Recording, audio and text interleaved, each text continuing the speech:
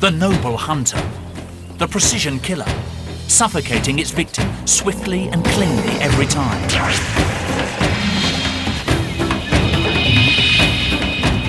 But is this squeaky clean image of the king of the beasts really true?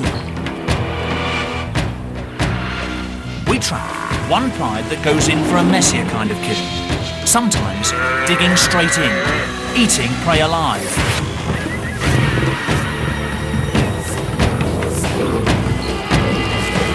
As we follow the fortunes of a new litter of cubs, we ask, where do these habits come from? And are they here to stay? Is this typical behaviour, or will we write them off as lions behaving badly?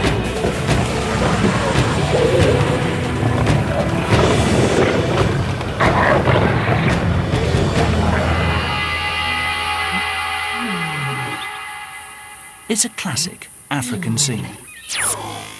The lions look unruffled. The Cape buffalo, opponents built like tanks, size up for a dirty fight. Lions have developed what looks like the perfect kill.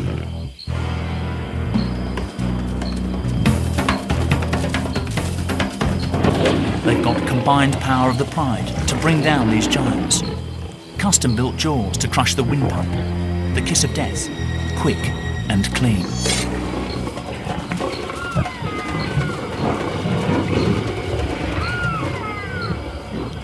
Textbook stuff. But in Makalola, Zimbabwe, one lion family seems to play by different rules. When these lions kill, they cut corners.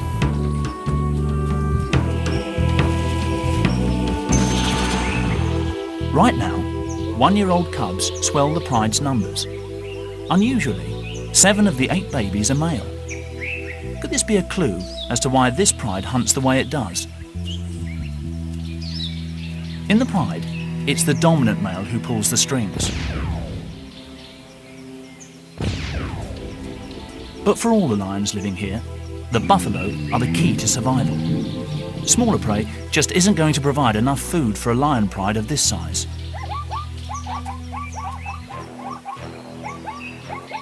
There is one sister to the 7 brothers. Born to Laduma, the senior female, Evie's future looks rosy. All she needs to do is copy Mum. But Laduma is set to have a harder job training her sons in the art of the kill. 2 sons already look set to shine. Malu has brawn, while Kimber has brains. Together, they could really stir things up.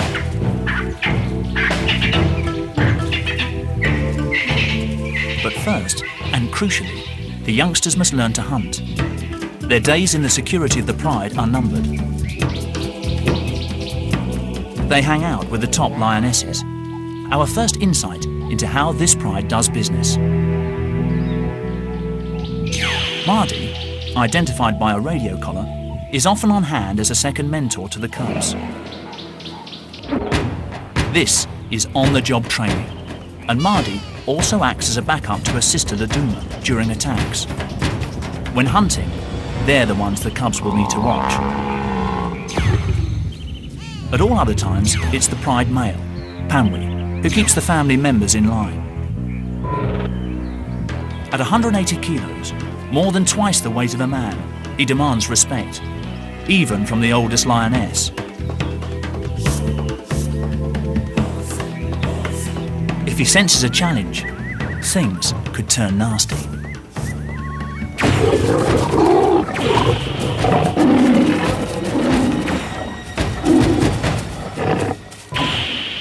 Panwi's been in charge for nearly 3 years in this part of Zimbabwe's Hwange National Park. His territory, thick scrubland in the Makalola Depression, supports especially large herds of buffalo. The cubs will have to learn how to take on animals weighing 4 times as much as a lion, with tempers to match. As the cubs mature, they get a chance to take part in a proper hunt.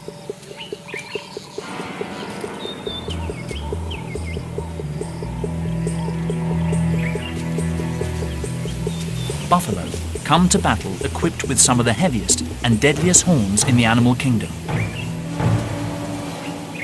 Lesson number 1. Know how to pick the easiest target.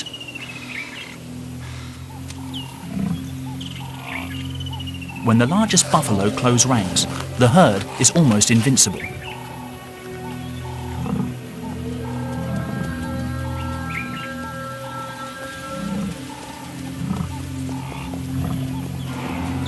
Laduma takes the lead. She's always up front. But how will the rookies react to the buffalo front line?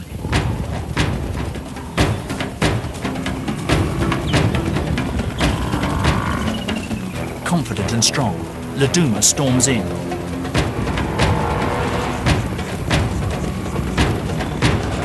She's got a calf in her sights. The two boys approach from the flank. The buffalo fight back. Laduma lets go and the cubs scatter, but she won't give up that easily and sneaks in for another go. But the herd now has the upper hand.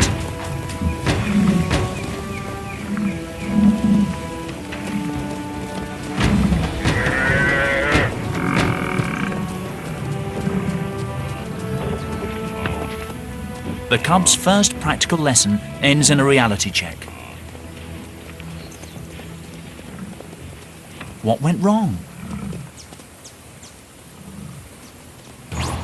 It all started well. Laduma grabbed her chance. A calf, isolated when the herd panicked.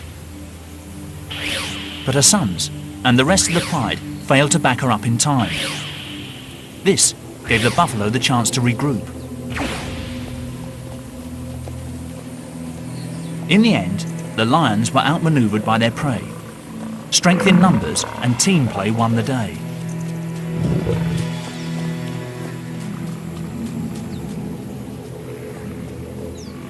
Buffalo 1, Lions 0. These cubs have got a lot to learn. The buffalo calf has too. She had a narrow escape, but at least she inherited excellent defensive skills. She's going to need them.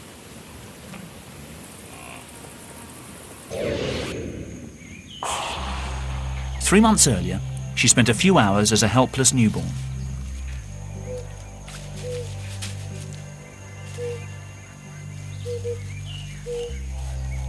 Still wet with afterbirth, she struggled to her feet and within days joined the safety of the herd.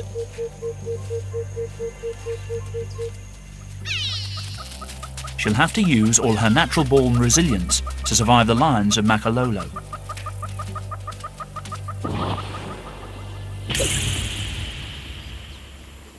It's the driest part of the year, and the pride has got used to waiting for easier meals. As animals fall victim to thirst, hunger and exhaustion, the lion's darker side seems to emerge. An injured elephant calf hauls itself through the undergrowth.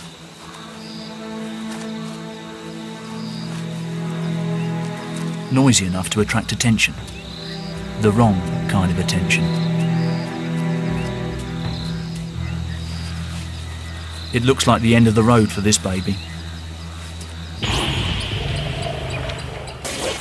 Earlier, a pushy buffalo herd unsettled an elephant family at a waterhole. In the stampede, the calf panicked, fell and was trampled.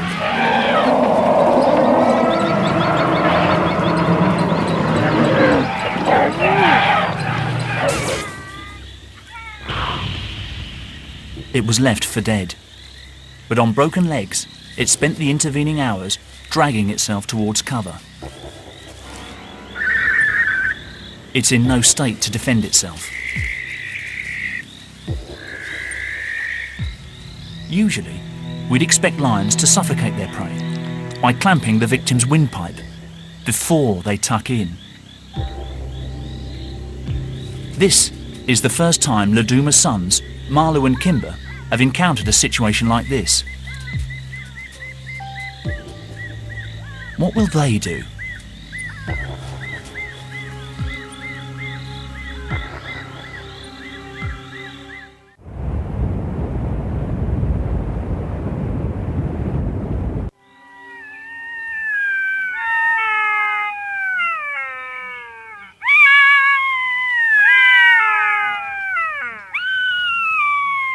Dawn reveals the events of the night before. The lions started eating hours ago, but they haven't yet killed the baby elephant.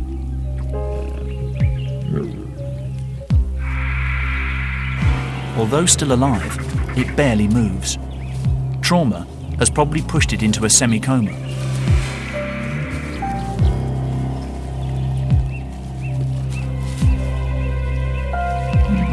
To human eyes, this might look brutal, but we can't judge lions by our rules. Young cubs like Evie, Marlu and Kimber must follow the ways of the pride. They just copy their elders.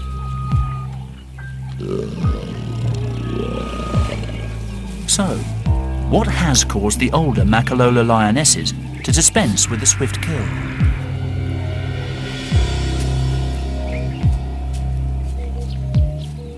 Maybe the clue is in the victim's behaviour. This baby elephant didn't put up a fight. It's a quick, clinical kill only necessary to subdue a struggling victim. The calf died sometime later. But the pride's movements after this might reveal what's behind their unusual behaviour. They left and returned to the carcass several times. To leave a meal unattended like this suggests they don't have rivals for their food. In the heart of the territory defended by Pamwi, Laduma's family lives unchallenged. This isn't unique among wild lions, but it's a rare luxury. Laduma knew that the baby elephant couldn't escape. With no pressure to be fast and efficient, even hardwired hunting instincts can be short-circuited. Who wouldn't save their energy, given the opportunity? Their instinct to sleep for up to 20 hours a day, though, seems right on track.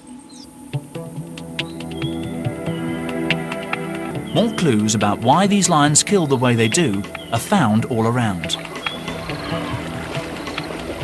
Although Wangi National Park is largely a wilderness, man-made boreholes were sunk in the Makalola area to help the wildlife get through the dry season.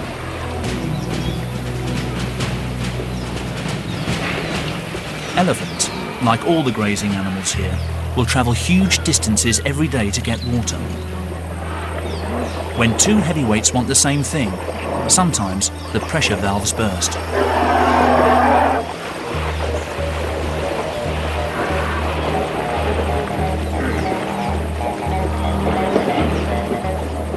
With this steady stream of drinkers coming through the lions' territory, it makes sense that the lions have adapted their hunting methods to make the most of the bounty.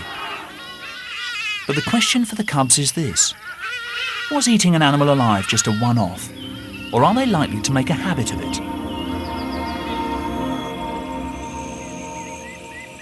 Night. Pamwi's pride has woken up and is on the hunt again. More training for the cubs. Laduma is yet again the linchpin.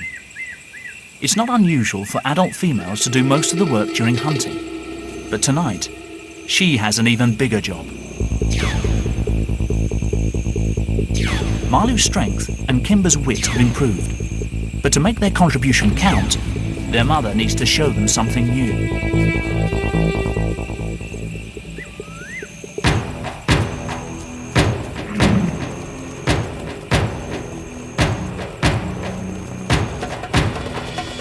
Tonight, can they help coordinate the attack and show the buffalo they mean business?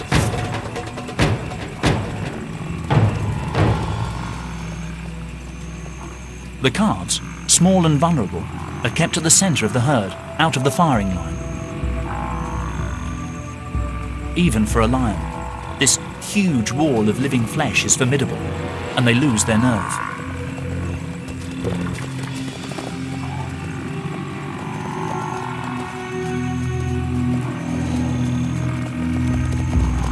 Maybe the buffalo sense a weakness in the lion's battle strategy.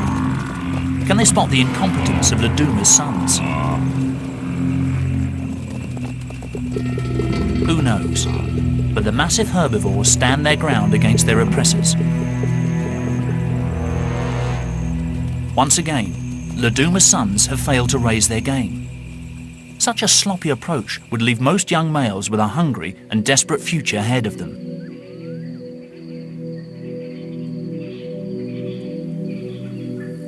But Makalolo, yet again, offers them a soft option. Another tiny elephant calf wanders alone.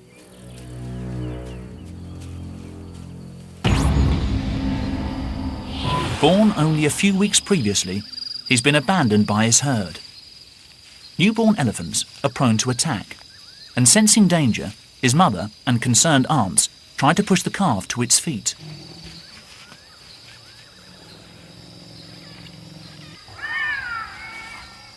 But he just wasn't strong enough.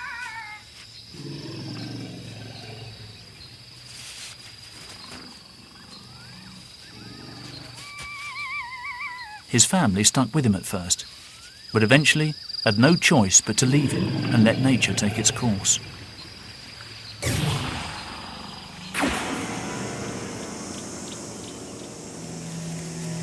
He survived the first days alone, but unprotected, he faces grave danger.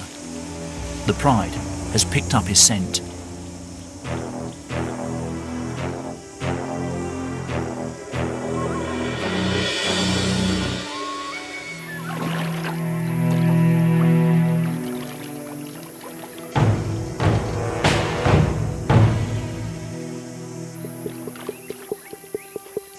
But the baby gets a lucky break. A bull elephant crashes onto the scene, stalling the lion's attack.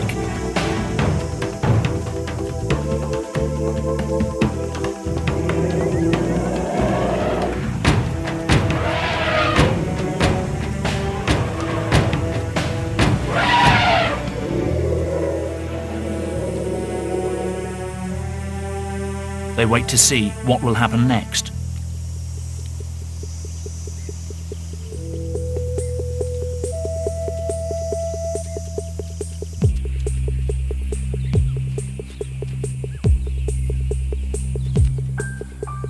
The orphan remains at risk. Will a bull elephant, an unpredictable loner, tolerate a calf? They seem to form an unlikely alliance.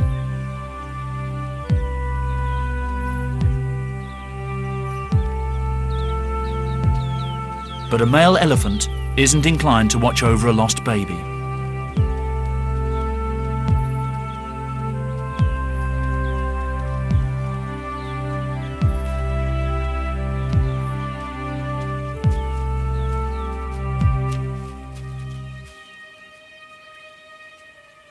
Their companionship can only last a few hours.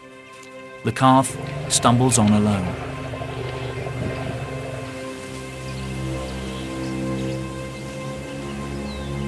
The African bush takes no hostages. The sick and needy stand out as beacons to the hungry and opportunistic.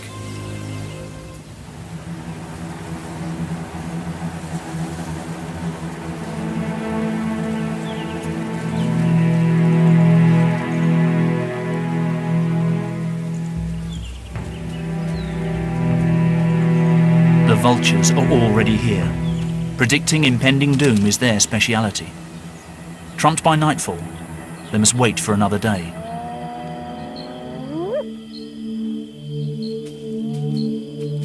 They don't call it the lion's share for nothing. They will get the most of this easy meal. And dehydrated, probably traumatized, the baby elephant gives up the ghost, sparing itself from a more gruesome death. Malu and Kimber, now juveniles, don't know it, but this will be the last time they feed so easily. They've got competition. Little do they realise, but their mother, Laduma, is pregnant again. Malu, Kimber and their 5 brothers will soon need to think about moving on. 3.5 months ago, Pamwi picked up the smells, telling him the lionesses were ready to mate. He mounted them several times an hour for 4 days, a sexual marathon.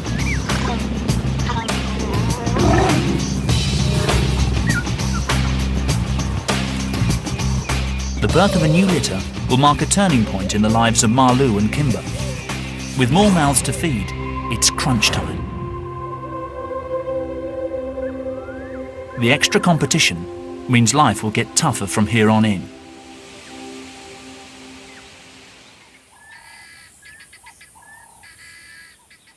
Although they've grown in strength and confidence, the brothers still haven't made a kill.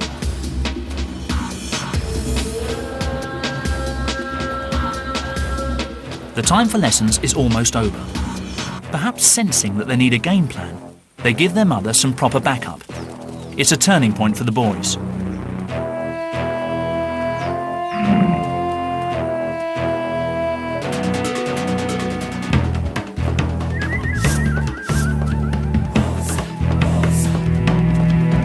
The buffalo look rattled.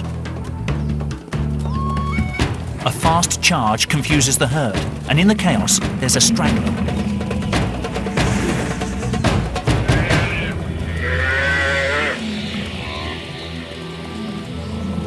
But two young guns have narrow odds against a buffalo army. It's time for all the brothers to get involved. By spreading out to create a buffalo front line, a standoff ensues.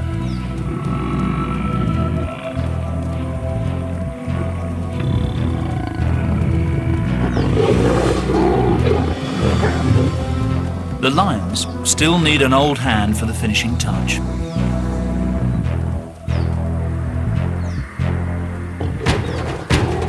This time, it's their aunt, Mardy, who backs up the boys.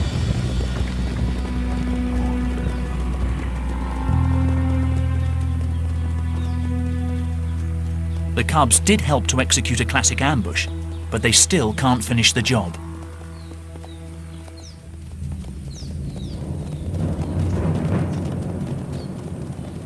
The rest of the buffaloes have sensibly backed off.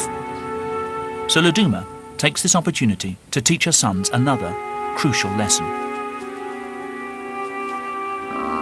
Instead of quickly suffocating the calf herself, she lets it go for the young males to kill.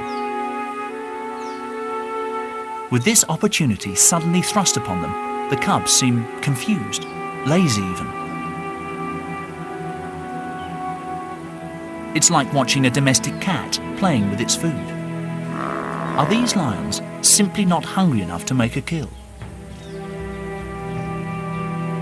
It's highly unusual to see a lion hold back its killer instinct. Even Mardy has a casual approach to the kill.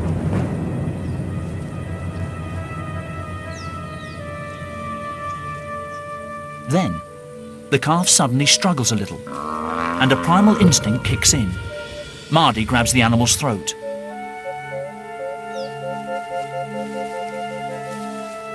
A little sustained pressure and the calf will suffocate. But she doesn't see it through. Is Mardy hoping the cubs will come back and have a go?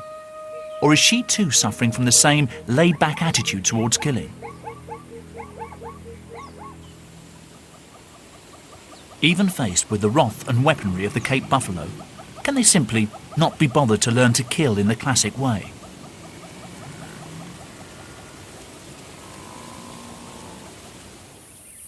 It's nightfall before the lions tuck in.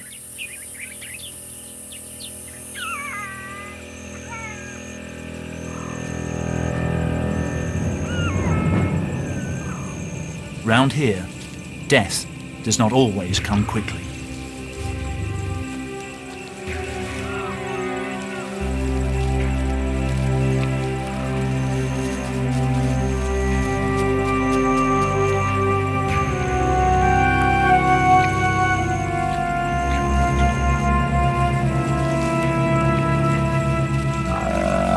Marlo and Kimber have other problems to deal with. Soon, along with their brothers, they will be forced to leave, but they must sharpen up their act.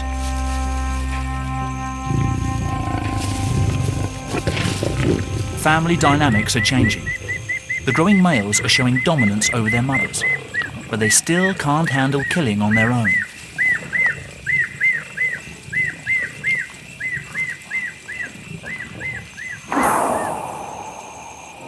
In lion society, dominant males rarely make the kill when with the pride, but they usually monopolise the meal.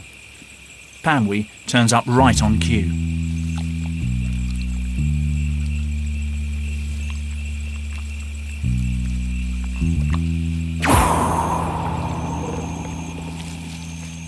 Kimber and Marlou give him space.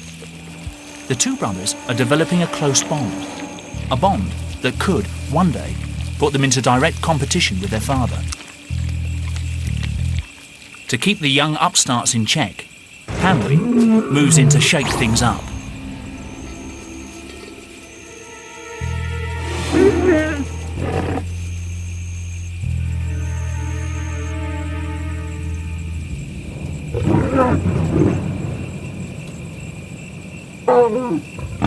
Pamwi's grown-up cubs now crowd the carcass, so he turns on them.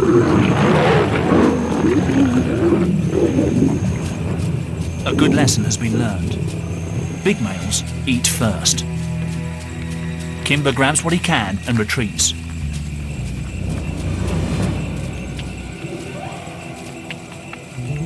The new litter of young cubs gets preferential treatment. From now on, the adults will look out for them.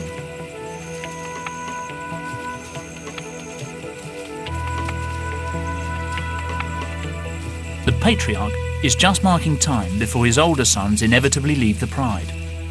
Even an innocent attempt by Kimber to make contact with his father is met with irritation.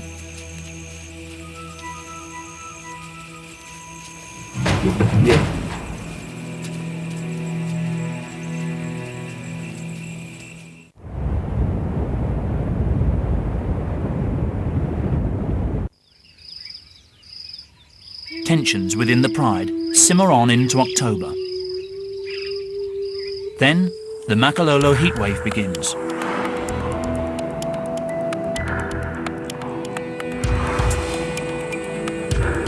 Temperatures up in the 30s drain the colour from the landscape.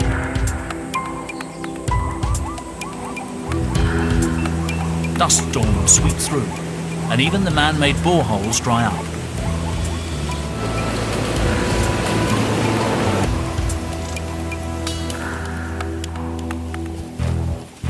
Pamwi must lead the pride deeper into the parched scrub. Kimber, Marlou and the other large cubs still trek with the family. With food getting harder to find, they remain an essential part of the team. Their mothers, however, will be watching their every move. The new cubs are now the priority.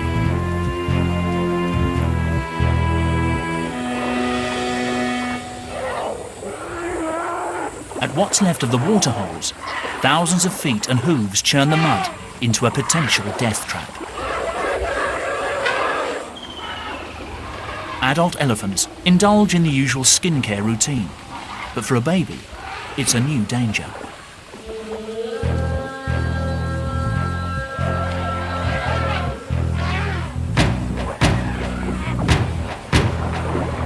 The mud acts like quicksand, sinking the calf to its stomach.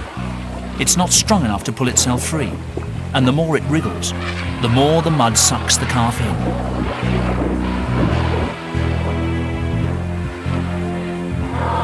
The elephants in this area have already lost 2 calves.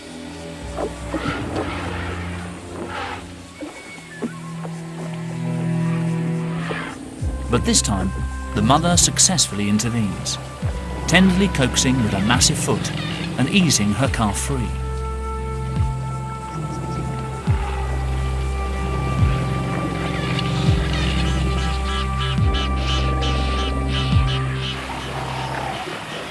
The mud is a real menace.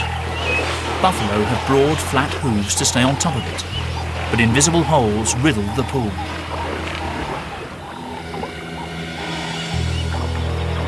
Once you slip in, the mud draws you down further.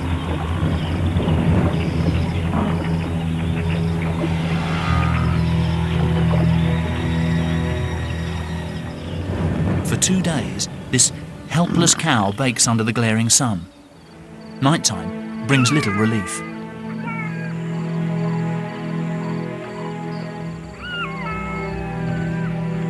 Jackals become constant companions. They're waiting for the surface mud to harden and create a pathway to the feast.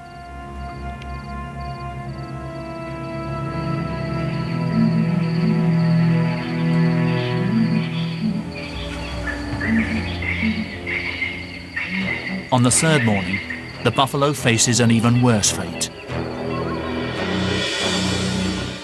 the Makalolo pride turns up. As usual, it's Laduma who takes the responsibility. To get a good hold on the animal, Laduma will need to reach it without getting stuck herself. If she can, her pride will eat well.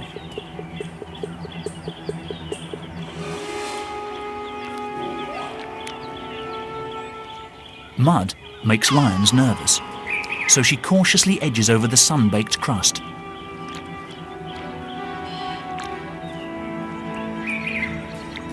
Even though she could simply start feeding at the soft rump, Laduma seems to want to show the cubs a textbook kill. She can't reach the windpipe.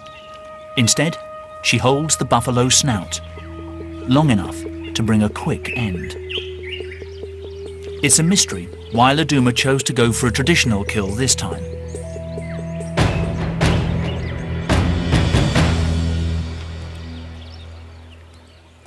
But she set a new example to her cubs and shown them that they need to take every situation on its merits and think on their feet.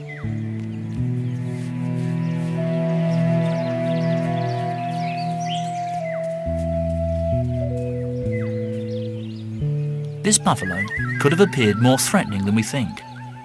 If it had struggled, it could have dragged one of the lions into the mud. Maybe by killing it first, Laduma made sure they could eat in safety.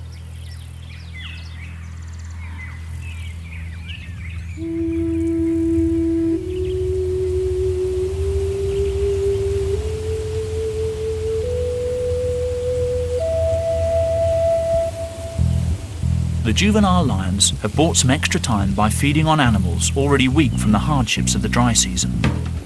But for Kimber and Marlou, these lazy days hanging out with their mother and relying on her to provide their food are numbered. Nearly fully grown, the boy cubs have huge appetites and growing aspirations. November brings long-awaited relief from the heat.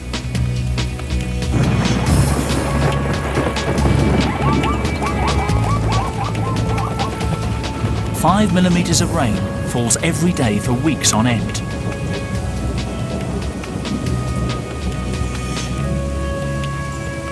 Gradually, the rains rejuvenate the scorched landscape.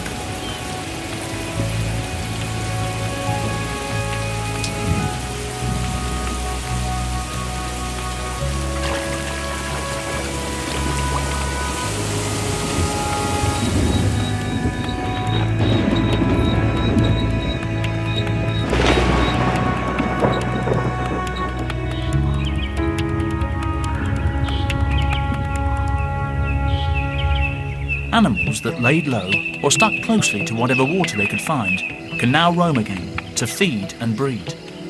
The annual baby boom has arrived.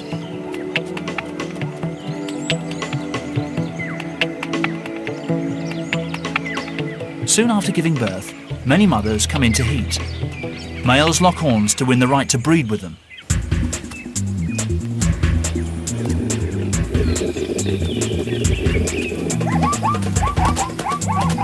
Zebra males lash out, nipping each other and kicking with their powerful legs. But one zebra mare stands quietly by. Her stillborn foal has lain dead for over 24 hours, but still, she continues to watch over it.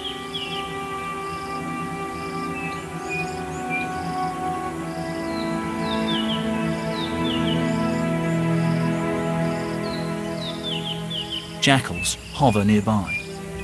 One animal's tragedy is another's meal, and the chance to produce a family of their own.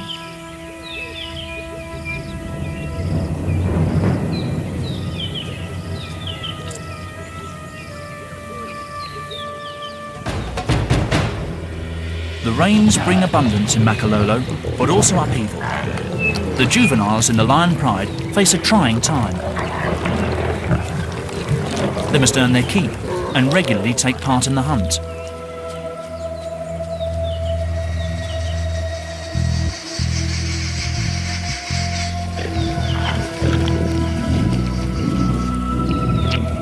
The new litter has grown fast, And now Kimber, Marlou and the others find even more competition around the kill.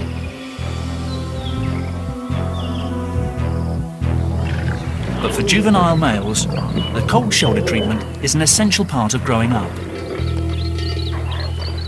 Instinctively, they know not to fight for their place, and they know their father well enough. He would stamp out any challenge to his authority. But after the meal, the family fault lines temporarily close over, and they enjoy a bit of quality time. The young cubs are catching up fast, and the lionesses have their work cut out.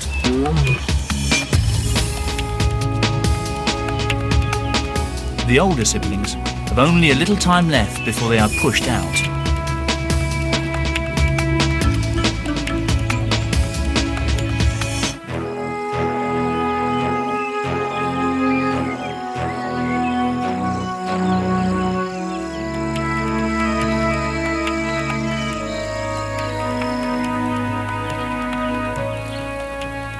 Increasingly, the adolescent gang rests up away from the main pride. Even the lionesses are getting tired of the older cubs, and they're always under the watchful gaze of Pamwi.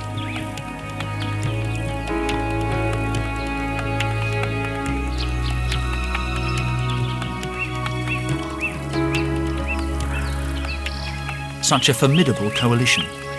7 new males who could one day threaten Pamwi's status as Lord of Makalola. Their success will depend on their friendship. Even without their siblings, Kimber and Marlou could form a double act that would offer stiff competition to their father for access to females and to hunting opportunities. Their only sister will stay with the family. Only rarely do females leave their mother's clan. Her brothers have to go before they reach sexual maturity at the age of 2 or 3. And round here, they will have to hunt buffalo in order to have any chance at all. Kimber and Marlou face a dangerous and unpredictable world. They will have to cross countless other territories.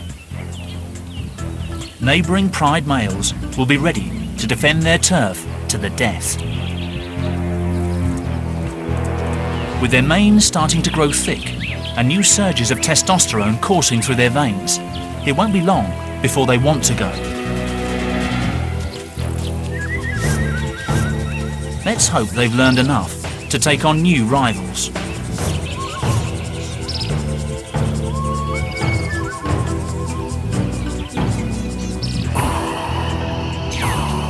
They have come a long way. The innocent games from their nursery have evolved into elaborate moves on the battlefield.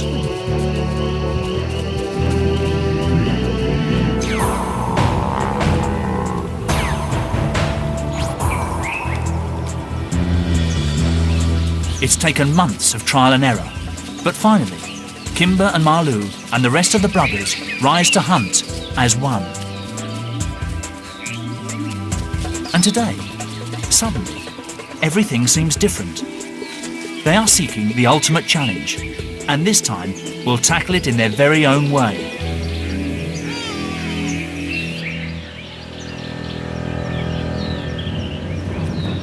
For once, they have no adult lionesses to dig them out of a hole, but they rise to the occasion. Good teamwork helps them locate and ambush a solitary buffalo bull.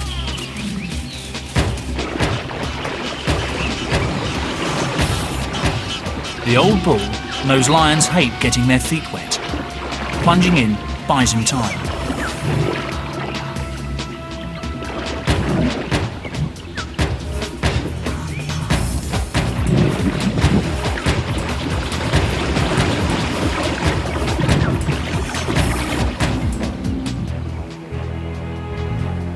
Marlou courageously wades in.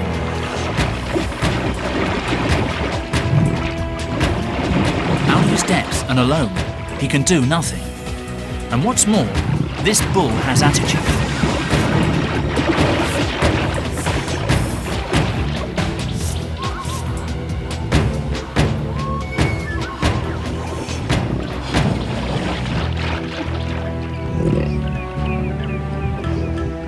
But Marlou and his brothers don't just give up anymore. They've grown in maturity. and in patience. Working together, they prove they can cope on their own.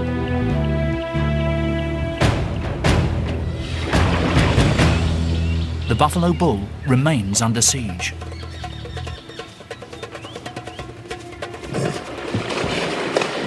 The lions play safe, rightly so.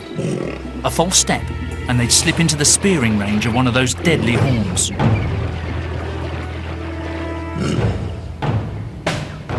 They stake out the bank, harassing and wearing down the cornered buffalo.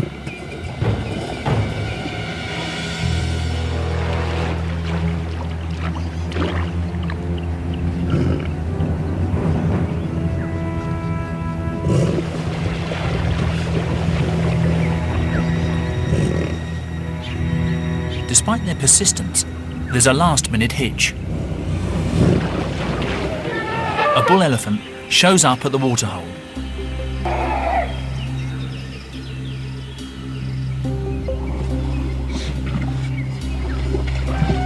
It's a distraction, which the buffalo seizes as a chance to escape.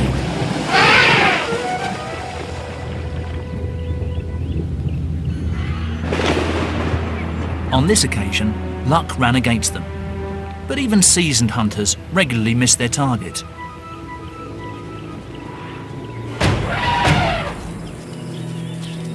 The elephant may have thwarted their attack, but the experience undoubtedly sharpened their wits. Aware of their growing stature, Panwi sprays his territory. A reminder to Kimber and Malu not to rise above themselves.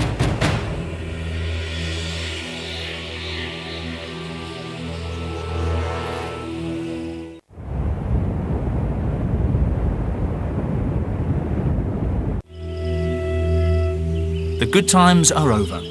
By June, everything dries up again.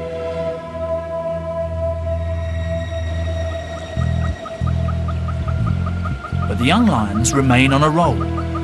Winter brings their biggest and toughest test yet. The buffalo herd bulges with youngsters. Some of them were born at the same time as our lion cubs. They've survived and now weigh in at a sturdy 400 kilos.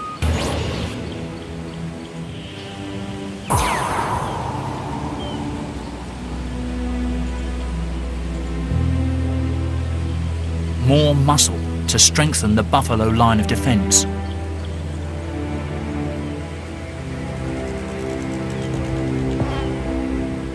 These buffalo may have good odds for this fight, but their enemies have come of age too. Both sides know that a battle is inevitable. Kimber, Malu and their brothers are under pressure to leave Makalolo. Could this be their moment to finally graduate from Laduma's hunting academy?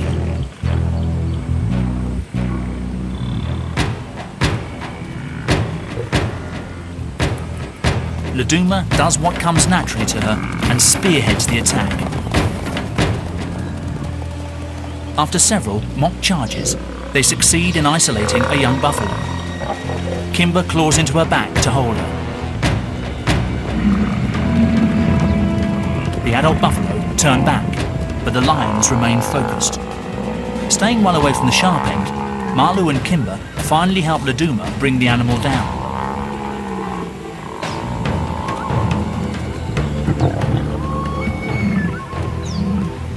Laduma led the hunt, but a triumphant son Malu muscles in to claim the prize. Question is, what will he do next? The buffalo haven't given up, so Laduma sets off to confront them again.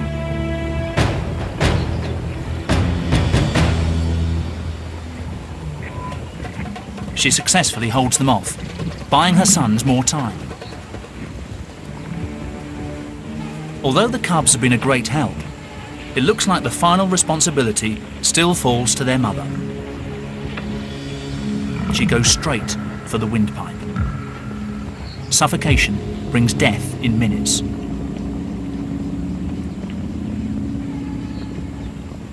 For these cubs, it looks like they won't learn to finish their prey off until they've left home and are forced to do it for themselves. But at least they've shown that the unconventional habits they experienced when they were very young aren't necessarily here to stay.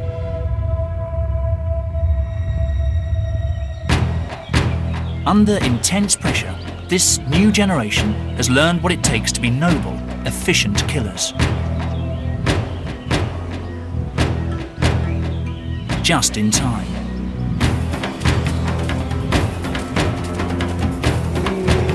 An excursion into the territory next door gives Marlou and Kimber a huge fright, when Pamwee's nearest competitor gives them a real taste of things to come.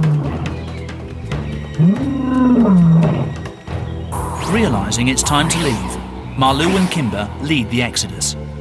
Their father now has a new litter to help the females with the hunt. But they go armed with the experience to survive beyond the cosy world of Makalolo. In time, this powerful coalition of brothers will rule the bush elsewhere. For their mother, it's business as usual. The cycle of feast and famine in Makalolo goes on, and Laduma will continue to roll with the punches. Whether that involves killing her victim first will be down to what seems best at the time. Lions are not the clean-cut, noble hunters we like to think they are. Just like us, they will cut corners and take the easy route whenever they can. And if that means eating their prey alive, so be it. But these lions aren't behaving badly. They are just being themselves.